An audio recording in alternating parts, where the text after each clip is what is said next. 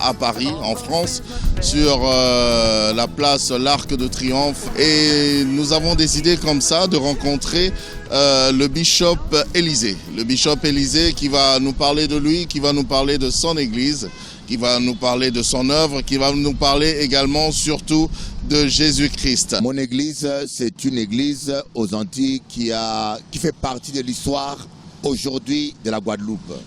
Parce que cette église est née à partir d'un réveil que le Saint-Esprit avait suscité suite à mon arrivée dans cette île il y a à peu près 20 ans.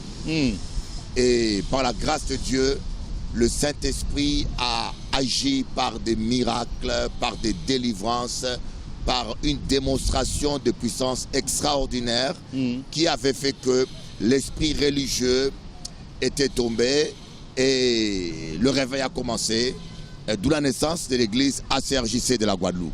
Est-ce qu'on peut connaître déjà comment est-ce que vous avez rencontré Jésus-Christ dans votre vie? C'est une histoire d'amour formidable.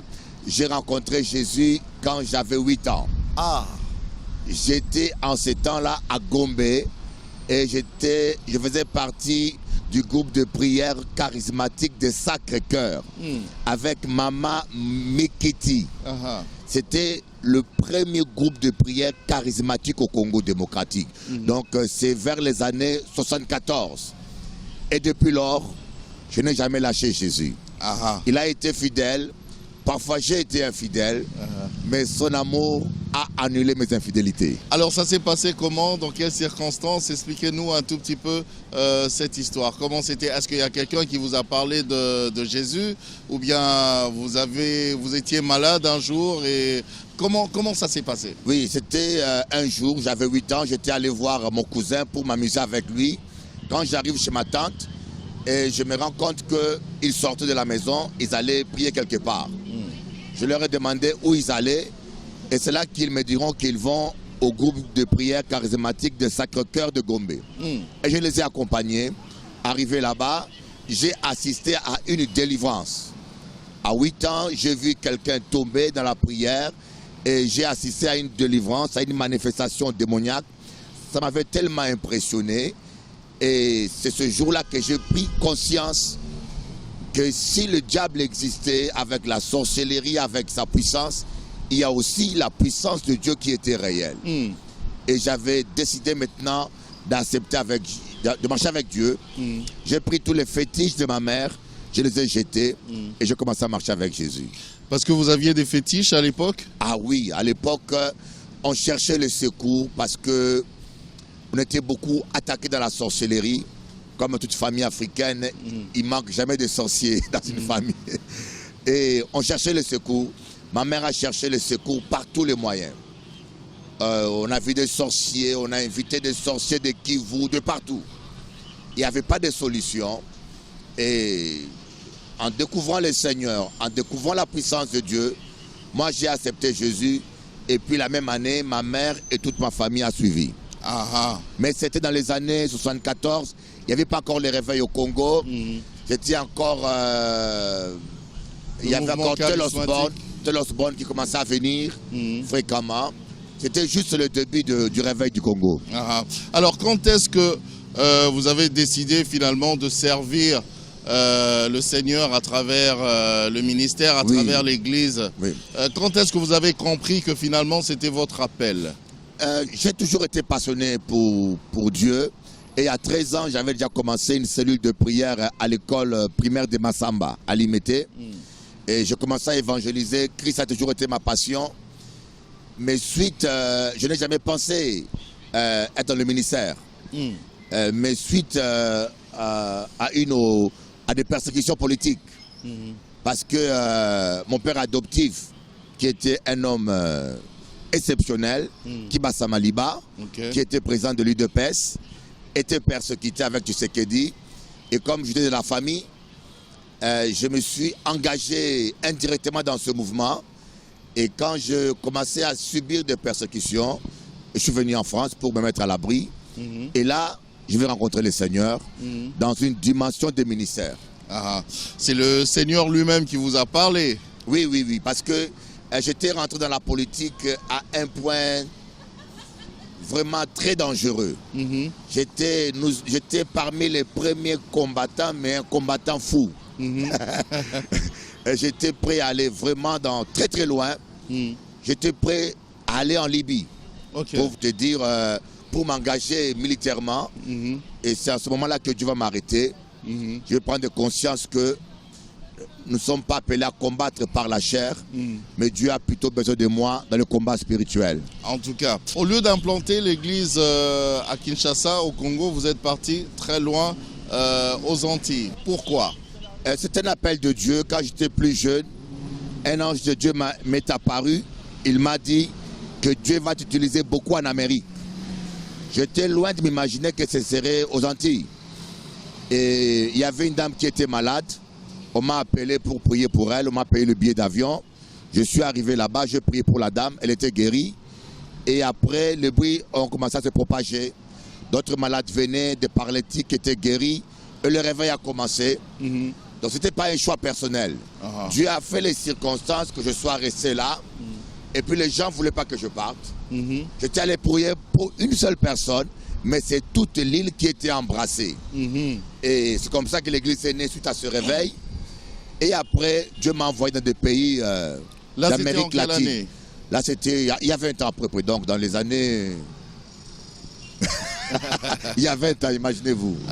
Vous avez fait comment pour que les gens puissent accepter cet évangile? Parce qu'ils avaient leur croyance, ils ont leur croyance. Non, aux Antilles, même partout où je suis passé, parce qu'à part les Antilles, j'ai été à Guatemala, au Mexique, à Panama, au Pérou, dans tous les pays d'Amérique latine. Et j'ai constaté une seule chose.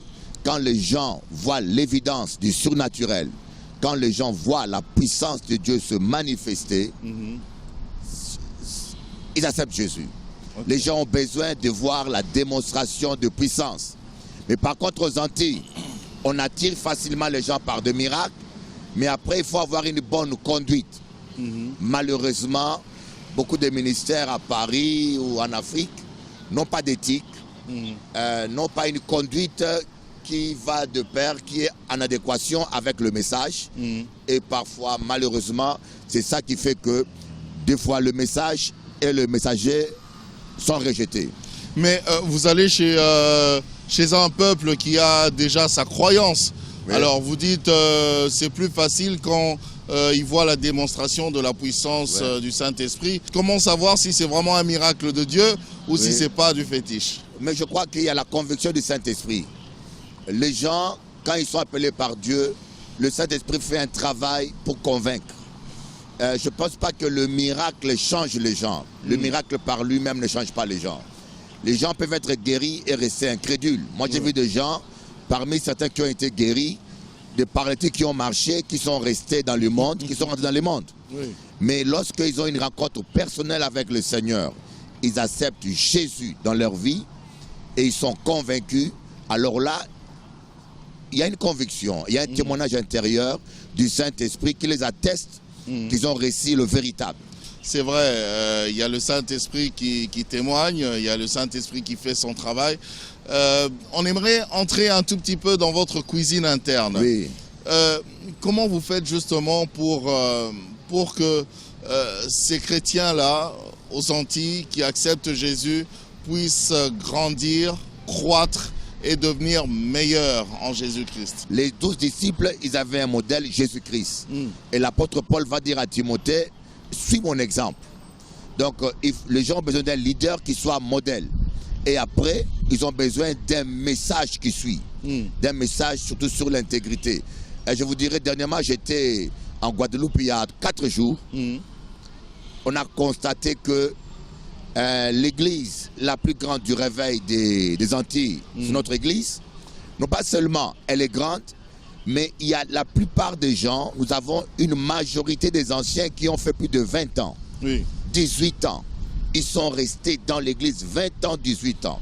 Ça veut dire que ces gens-là sont restés 20 ans, mais voyant vivant avec moi, et ils ont été convaincus, ils sont restés. C'est ce qui est très important. C'est d'être un modèle, non pas seulement nos paroles apportent un message, que notre conduite aussi puisse confirmer ce message. Un enfant de Dieu au fond de son cœur, on dit qu'il doit avoir une conscience pure, se sentir irréprochable. De toute façon, personne sur terre ne peut prétendre ne pas commettre d'erreur. Même après la conversion, nous sommes toujours faillibles. Mais nous savons que le sang de Jésus nous purifie. Le sang de Jésus nous rend irréprochables. Mais par contre, nous devons veiller sur notre témoignage pour que les gens du monde, que même les chrétiens, n'aient pas à nous reprocher quelque chose d'hypocrite, quelque chose comme une forme de double vie ou double discours. Que les gens puissent croire à notre sincérité dans tout ce que nous faisons.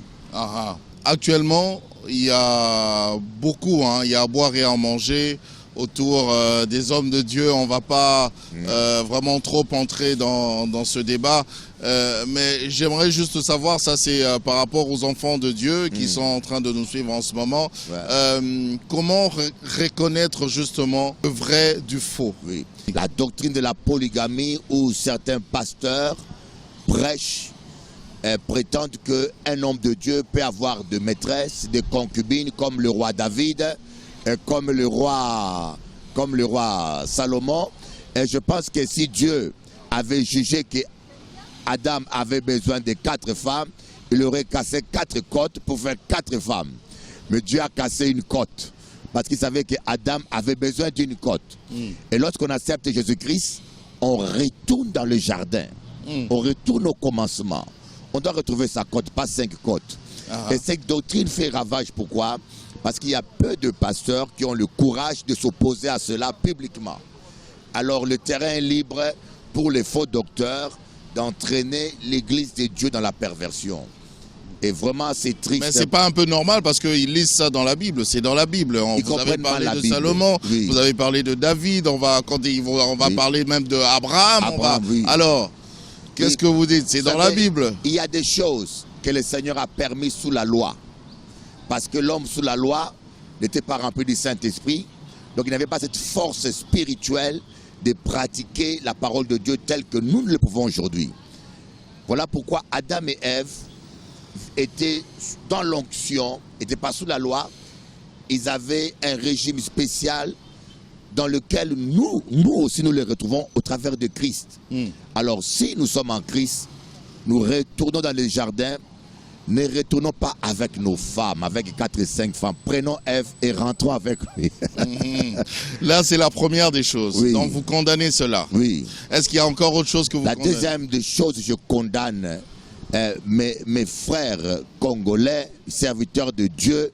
L'esprit de Mobutu n'a pas quitté leur tête. Vous savez, Mobutu, c'était quelqu'un qui s'autoproclamait maréchal, général, demain le roi soleil, il s'autoproclamait. Et nous constatons que le même démon est dans beaucoup de gens qui prêchent la parole. Il est pasteur, demain il s'autoproclame prophète, après-demain il s'autoproclame bishop, après-demain il s'autoproclame apôtre. Mais vous-même vous l'avez fait, vous êtes bishop? Oui, mais pas autoproclamé. J'ai été reconnu bishop par le président du réveil, des églises de réveil du Congo. Le bishop Albert Kankese. Il est venu en Guadeloupe, il a vu l'œuvre que je faisais, il a reconnu et devant l'église, il a célébré mon ordination et cela est passé même à la télévision. Donc c'est très important que maintenant, quand quelqu'un se présente, apôtre, bishop, prophète, lui demander qui vous a ordonné et qui vous a reconnu. C'est très important parce qu'il y a même des gens qui ne sont même pas de pasteurs et qui portent ces titres et tous les bêtises qu'ils peuvent faire, ça tombe sur le corps du Christ. Alors que ce sont simplement des aventuriers. De tous ceux qui sont ordonnés, on remarque que malheureusement ils tombent aussi dans les mêmes bêtises. Alors est-ce qu'il y a quelque chose à nous dire par rapport à cela? Moi j'aimerais juste savoir comment reconnaître le vrai et le vrai et le faux. De toute façon, la seule manière, nous sommes dans le temps de la fin pour distinguer le vrai et le faux. D'abord il y a la parole de Dieu. La parole de Dieu qui nous donne des critères pour distinguer le vrai du faux. Et il y a aussi la révélation, la conviction du Saint-Esprit. Parce que il y a des gens que vous pouvez voir être normal, mener une vie normale, irréprochable, mais vous ne savez pas qu'est-ce qu'il fait dans le secret. Même parfois ceux qui paraissent faux, vrais, sont les plus faux. Et ceux qui sont faux de foi, comme l'apôtre Paul, il était maladroit, il était sincèrement faux. Le jour où il s'est repenti, il s'est réellement repenti. Donc le vrai, le faux, on le saura au dernier jour. Au dernier jour, on saura qui montera, qui restera. En tout cas, pour l'instant, on laisse le blé et l'ivraie pousser et grandir ensemble. Oui. Et chaque personne doit marcher d'après sa conviction. De toute façon, je dis aux chrétiens, n'allez pas dans n'importe quelle église. Avant d'aller dans une église, il faut connaître la vie du pasteur, son témoignage, parce qu'une église, c'est très très important. C'est votre destinée qui est engagée dedans. Mais malheureusement, nous remarquons qu'il y a des chrétiens qui vont dans une église parce que les gens tombent. Ils vont dans une église parce qu'il y a des miracles. Ils vont dans une église parce qu'il y a de la prophétie. Ce n'est pas une raison valable. On intègre une église parce que d'abord on a la conviction de Dieu. Et deuxièmement, parce qu'on est nourri et on reconnaît dans le berger un modèle. Donc on ne peut pas intégrer une église dont on ne connaît même pas la vie du pasteur. Donc j'appelle les chrétiens congolais d'être plus exigeants avec eux-mêmes. Et surtout, il est temps que tous les corps de Christ puissent être unis et se liguer contre les désordres. Parce que les désordres empêchent même à certains païens de venir au Seigneur. Est-ce qu'on peut connaître le nom de l'église, Bishop? C'est ACRJC, Assemblée chrétienne, révélation de Jésus-Christ. Ça c'est par rapport au message, à la vision que vous avez reçue de l'Éternel. Vous pouvez nous expliquer un petit peu cette vision que vous avez reçue? Le Seigneur m'a appelé, il m'a montré quelque chose, que l'Église est appelée à révéler Jésus-Christ. Aujourd'hui, l'Église révèle plutôt des hommes. Il y a des églises qui sont symbolisées par le visage ou le charisme d'une personne. Et parfois, nous les hommes de Dieu, nous nous présentons nous-mêmes. Imaginez-vous que ça fait 3 ans que je vais aux Antilles chaque mois, un seul dimanche. Je suis la plupart du temps ici à Paris, plus de 3 ans, mais l'église grandit, elle est stable. Parce que en bâtissant cette église, je mets Christ au centre. Les chrétiens ne sont pas centrés sur moi, ils sont centrés sur la personne de Jésus-Christ. Et ça, c'est important. Et ma vision, c'est que nous, les hommes de Dieu, on doit faire comme les 24 vieillards. Jeter nos couronnes au pied de l'agneau. Nous ne sommes rien, nous ne valons rien. Que nous puissions présenter au peuple de Dieu la seule personne valable, infaillible, Jésus-Christ. Est-ce que vous comptez revenir au Congo pour implanter l'église aussi au Congo pour tous les Congolais? Au Congo, non, pas encore. J'ai des églises à Pérou, j'ai des églises à Saint-Domingue et en Colombie aussi. Donc j'ai commencé une autre ici à Paris, il y a aussi la Martinique. Mais au Congo, je compte venir, croyez-moi, quand je viendrai, il y aura la guerre, vraiment. Je viens avec un esprit guerrier parce que je me dis, il faut mettre de l'ordre. Ou peut-être que vous préférez aller ailleurs parce que, bon, on dit de vous, les pasteurs qui vont ailleurs, que c'est plus facile ailleurs. Vous pouvez tout faire avaler aux autres. Non, moi je pense que quelqu'un qui a un appel apostolique, quand vous avez l'onction de Dieu, ce n'est pas toi qui vas travailler, c'est le Saint-Esprit. C'est l'une des raisons pour laquelle je ne suis pas encore rentré. Il y a 2 ans, il y a 5 ans, je voulais rentrer, Dieu avait refusé. J'étais prêt pour rentrer 1 mois avant, j'ai reçu une prophétie qu'il ne fallait pas que je vienne. Bientôt on viendra. Voilà les premiers contacts.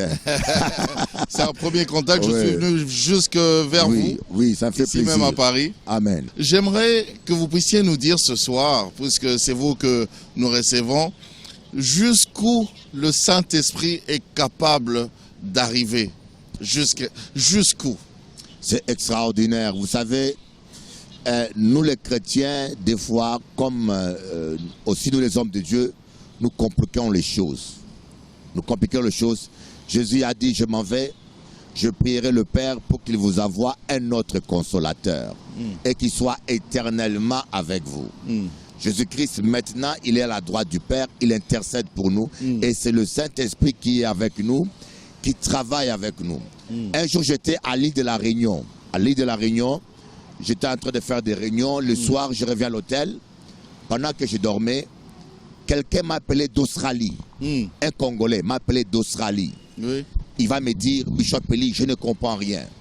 Je suivais ton émission et je ne suis pas vraiment croyant, mais je suis un Congolais. Et à la fin, quand tu as commencé à prier, je commençais à parler à une langue que je ne connais pas. Et c'est quoi ça? De l'Australie. Et ça coûte cher l'appel. Hein? Je dis, mais c'est le Saint-Esprit. Une vidéo simplement. Donc, la puissance de Dieu est illimitée. Dieu peut faire au-delà de ce que nous pouvons penser et imaginer. Au-delà, au-delà. L'apôtre Pierre a gagné 3000 personnes en une journée. Donc, il suffit simplement que nous puissions nous abandonner à nous-mêmes, abandonner notre chair, abandonner notre ambition, abandonner notre orgueil. Quand j'attends que, ça m'attriste, hein, que certains pasteurs au Congo font des concurrences de voitures, des concurrences de ceci, de télévision, c'est de la vanité, c'est du paganisme. Nous devons mourir en nous-mêmes et élever seulement le nom de Jésus. Et lorsqu'on va commencer à glorifier Jésus, c'est alors que le Saint-Esprit va commencer à faire des miracles et des véritables miracles. Parce que pour l'instant, c'est pas encore arrivé. Oui, c'est déjà arrivé. Il y en a que Dieu utilise. Mais il y en a beaucoup de farceurs aussi. Nous regardons les vidéos et nous avons le discernement. Nous voyons que ce gars-là, il est en train de mentir. Ce gars-là, il y a beaucoup de farceurs et c'est pas bon. Moi, je dis, je veux de vrais miracles ou rien du tout. En Guadeloupe, les gens ont vu des miracles authentiques. Les gens sont guéris. Il y avait une dame témoin de Jéhovah. Elle suivait mon émission à la télévision. Et moi, je priais à la télé. Quand je soufflais sur le micro, elle, chez elle à la maison, elle est tombée. Elle avait le cancer. Elle a été instantanément guérie. Et jusqu'aujourd'hui, elle vit. Le médecin lui a fait 4 fois l'examen pour vérifier. 4 fois. Le cancer a complètement disparu. Il y a de vrais miracles. Le Saint-Esprit agit encore. Voilà, il y a un téléspectateur que j'avais rencontré quand je lui ai dit que nous venons à Paris, parce que Biwan est aussi ici à Paris. Oui. Il m'a dit, il y a un problème chez les hommes de Dieu, c'est-à-dire que c'est vous, les hommes de Dieu, qui avez détruit l'image de l'Église corps de Christ, parce que vous avez exposé sur la place publique vos problèmes, vos soucis, vos débats. L'image des hommes de Dieu a été détruite, je ne dirais pas par des hommes de Dieu, par des faux hommes de Dieu. Ici à Paris, il y a un amalgame, même à Kinshasa. Tout le monde peut se faire appeler pasteur aujourd'hui. Tout le monde, même vous, un matin, si vous voulez, vous pouvez vous faire appeler bishop. Oui. Tout le monde. Il faut que les églises réglementent ça d'abord au Congo et puis bien aussi à Paris. Parce que quand je vois certaines vidéos, franchement, des gens qu'on appelle hommes de Dieu, qui s'insultent comme pire que des païens, franchement, pour moi, ce n'est pas des gens convertis. Ah non, ils ne sont pas convertis. En tout cas, alors, malheureusement, là, nous sommes presque à la fin de l'émission. Ah non, il faut que ça continue. Est-ce que vous pouvez nous dire quelque chose que nous pourrons retenir ce soir pour tous les enfants de Dieu qui nous ont suivis depuis le début de l'émission? 2 mots sur 3 hommes de Dieu. D'abord, saluer le bishop Albert Ankeza qui a joué un rôle très important dans mon ministère. Il a été un soutien au moment de crise grave.